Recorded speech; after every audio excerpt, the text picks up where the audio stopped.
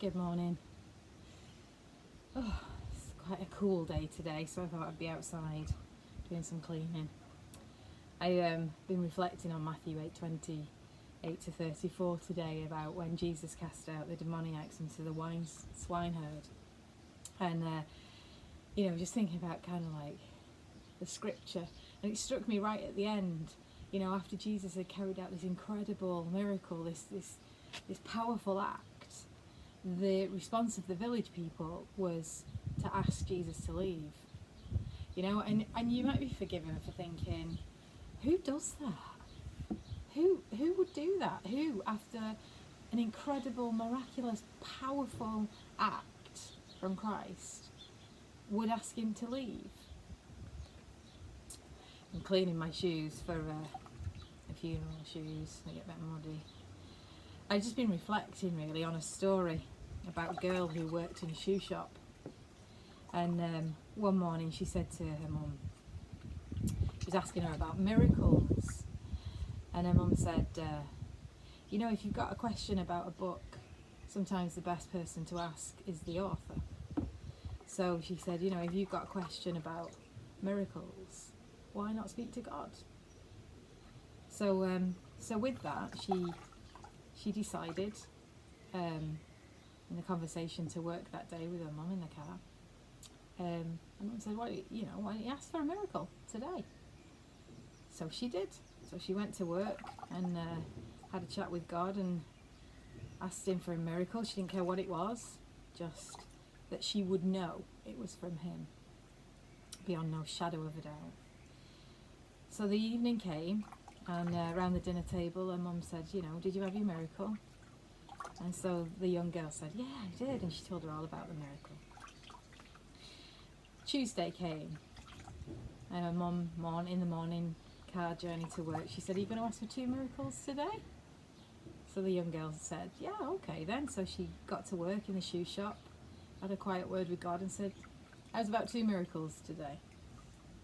And with that, the evening came, and over the dinner table, she told the family all about the 2 miracles that she'd had that day. Wednesday came. She did the same with 3 miracles. She got 3 miracles. Thursday, 4 miracles came. Same thing happened. You can see the kind of theme going on here, can't you? So Friday came and went. That evening over the dinner table, the young girl's mum said, so did you get 5 miracles today? So the young girl shook her head. The mum said, what, you didn't get 5 miracles? So the young girl said, no.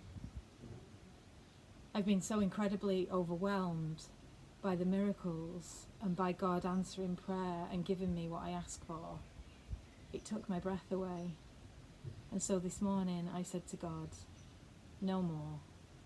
And she asked God for no more miracles, but just to let her breathe. She'd been absolutely floored by the power that God had and how he'd revealed himself. Some of you know that story because I've told it before, and you also know it's true because I was that young girl who experienced those miracles. And I just think, when we read in scripture today about how the people of the village, when Christ did what he did, casting out into the swine herd, they asked him to leave. We think, why on earth would you ask Christ to leave when he's just carried out something so powerful? But, it makes me reflect on the time where I was incredibly overwhelmed by the power of God, and still am. To the point where I asked him to leave me alone on that Friday. No more miracles. I mean, who does that? Who asks for no miracles? The miracle was that he granted my wish, but still kept me safe and loved that day. And I just think, sometimes I would think we forget or underestimate the power of God. I don't know whether you've ever truly experienced it or whether you're searching. I pray for you today, if you are, that you do receive those miracles, and we can't always say what they are, but the power of God is that he reveals himself in our lives beyond question. I still love shoes, and that Friday I walked away and I I still had my love of shoes, but what I walked away was with a love of God and a fresh understanding of the power of God as well. The overwhelming, breathtaking presence of Him and what His power can do. And I just think, when we give God a chance, we've got two choices to make.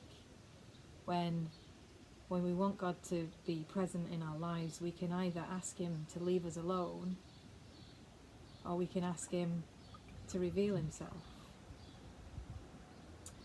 I think if we do ask Him to reveal Himself, what I would say is buckle up, because the power of God will take your breath away. That I do know for a fact. But today we're challenged by the story. Who are we? Are we people who would ask Christ to leave? Or are we people who would welcome Him in, having received the power in our lives at work? The choice is ours, really, at the end of the day. God will never stop loving us, but whether we ask Him to leave our lives alone or whether we ask Him to fully take charge is entirely up to us. I don't know where you're at in this pandemic. It's been going on for some time now, and I know people are having good days and bad days. But know that I pray for you. I pray that God is answering your prayers and His miracles. You're left with no doubt of His work in your life. And if you're searching, well, don't be afraid to ask for Him to reveal Himself. I talk about, being overwhelmed and having my breath taken away. We do worship a God of love, and He knows us better than we know ourselves. So don't ever worry that you can't take what God can give, because as powerful as He is, He knows us better than we know ourselves. Stay safe, and today I pray for miracles to happen in your life. Have a good day. God bless.